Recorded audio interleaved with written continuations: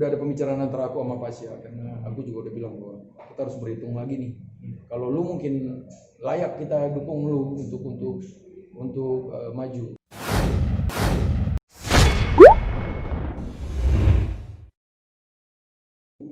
Selama ini alhamdulillah aman lah untuk turunnya Ungu, untuk orang-orang kantor. Kita selalu pikirkan itu karena di saat Ungu pun tidak manggung, Enda Oncinya dikasih rezeki untuk manggung dan bisa membiayai anak-anak kru, anak-anak kantor kan. Anak-anak kru di kantor juga membiayai istri, membiayai ibu mungkin di rumah, ya itu bukan. Kalau banyak orang bertanya bagaimana Ungu udah di posisi aman berlima, ya kita berlima aman alhamdulillah, tetapi yang di belakang kita berlima itu banyak. Bahwa Ungu itu yang selama ini kalian lihat berlima itu sebenarnya bukan berlima, ada banyak, ada lebih dari hampir 50 orang yang bekerja di belakang kita yang harus mau nggak mau berpenghasilan, dan itu kan menjadi tanggung jawab kita. Cuman memang kita berlima dan beserta tim sudah melalui masa-masa lebih sulit dari ini, jadi kita berlima udah sangat terlatih untuk masa-masa kayak begini, dan alhamdulillah memang ada aja untuk minimal menyambung makan kita hari ini. Nah, komentar anak-anak ketika punya waktu banyak sama mereka tuh gimana? Justru sekarang ini kayak ini nih baru mulai keluar lagi kan, ini baru mulai ada acara, menghadiri acara. Justru jadi rada ya kok keluar sih ayah, kok kerja sih gitu ya, gimana ya, udah kebiasaan mungkin ya ngelihat berapa bulan ini aku di rumah terus. Oke, perkembangan pencalonan wali kota itu gimana Bang? Jadi sebenarnya kemarin kan aku sempat jor-joran untuk mencalonkan diri sebagai salah satu pemimpin di Manado. Tetapi kan karena COVID ini kan berhenti, bahwa aku stay di Jakarta dan ada peraturan bahwa yang dari zona merah itu untuk ke zona hijau itu susah banget, dan ada beberapa bulan aku stuck di Jakarta dan tidak ke Manado. Sementara kan ini kan pilkada ini kan pertandingan gitu loh.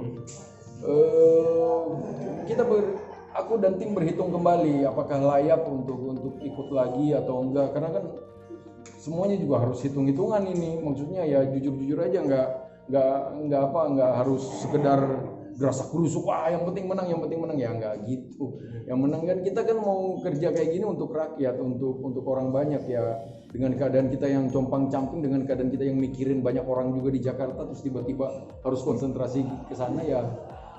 Aku sih secara pribadi masih berhitung, belum memastikan diri untuk ikut atau enggak, karena kemarin perkiraanku bahwa pilkada itu ditunda, ternyata enggak, ternyata cuma ditunda beberapa saat aja, ternyata tetap berlangsung Desember, dan ya mungkin masih berhitung sih kalau pilkada itu. Aku belum tahu pasti maju apa enggak, itu pun udah diomongkan sama udah ada pembicaraan antara aku sama Pasya, karena aku juga udah bilang bahwa kita harus berhitung lagi nih.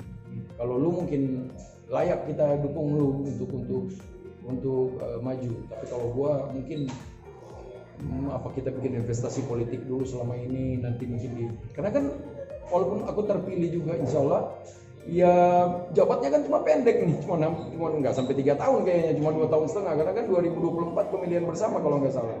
Jadi kan ya 2023 juga udah harus siap-siap untuk 2024 kan. Jadi ya tetap berhitung, tetap tidak gerasa gerusuk, karena kan biar bagaimana kan acuan politik aku, acuan bagaimana cara aku bekerja sekarang itu adalah vokalis aku sendiri, karena kan dia sudah terlatih beberapa tahun ini. Jadi ya apapun perkembangan mengenai pilkada, mengenai pencalonanku itu sudah sangat saya bicarakan. Oke Bang, apa nih awalnya yang membuat Bang Enda sekarang terjun di dunia politik? Awalnya sih memang saya di umur 43 tahun ini bukan stuck di musik ya, tapi sudah merasa bahwa kok ya jujur secara pribadi aku merasa kok begini-begini aja ya. Maksudnya aku juga ada nama besar Ungu di belakangku, sementara aku untuk turun main ke bawah juga mungkin orang-orang yang di bawah juga mulai nggak enak main sama aku, untuk ke atas juga sudah nggak bisa ya, jadi stuck di situ. Jadi mungkin aku pengen apa ya ini ya yang harus kita lakukan dalam hidup biar kita tetap bergelora, maksudnya biar kita tetap tidak stagnan, tidak mikir yang macam-macam, tidak menghabiskan penghasilan untuk hal-hal yang tidak berguna. Makanya aku pikir apa gue pulang ke daerah gue gitu loh, ke Manado untuk mulai. Sebenarnya aku jujur aja belum terpikirkan untuk mencalonkan diri, tapi memang waktu itu aku sempat mulai mengelola LSM dan lain-lain yang ada di daerah, khususnya di sana organisasi kemanusiaan dan lain-lain. Tapi mungkin masyarakat sana juga merindukan, masa cuma Palu doang yang punya wali kota wakil wali kota dari selebriti, kenapa, atau dari artis, dari pemain band, kenapa Manado nggak bisa punya gitu loh. Mungkin masyarakat sana yang mulai menggaungkan, dan gue pikir memang kalau masyarakat sana memang benar-benar mencintai dan mau mendukung aku untuk ikut dalam konsentrasi dalam pertandingan pemilihan kepala daerah ini, ya kenapa tidak waktu itu. Akhirnya aku mulai belajar politik pelan-pelan, mulai mendalami, mulai tiap hari ketemu Pasya dan bercerita tentang bagaimana ternyata nikmat juga berpolitik itu ternyata. Ternyata memang pada akhirnya seorang laki-laki itu apabila ada kesempatan, apabila Allah meridhoi, emang harus berpolitik, harus menuangkan aspirasinya, entah itu lewat partai, entah itu lewat organisasi kemanusiaan yang lain. Memang harus berorganisasi, karena kalau di rumah juga bingung bro, stagnan, masa main gitar mulu, main komputer mulu, gitar wae, komputer wae, bingung. Dan enak berpolitik itu. Apa yang jadi don itu karena kondisi saat ini atau gimana? Nah, akhirnya jadinya mempertimbangkan mau maju lagi. Sebenarnya kalau untuk down sih enggak, karena memang aku masih tetap terima pemberitaan dari Manado, ayo dong, ayo kapan kesini nih, masih sangat besar dukungan untuk aku. Cuman kan sekali lagi harus politik itu berhitung, semua harus kita hitung. Daripada aku udah bilang sama orang-orang yang sayang, mungkin yang sayang banget, yang menyesalkan banget, jangan mundur. Aku bilang mending kita sama-sama berjuang untuk sesuatu ketimbang aku nanti terpilih dan aku akan melupakan kalian, gitu loh.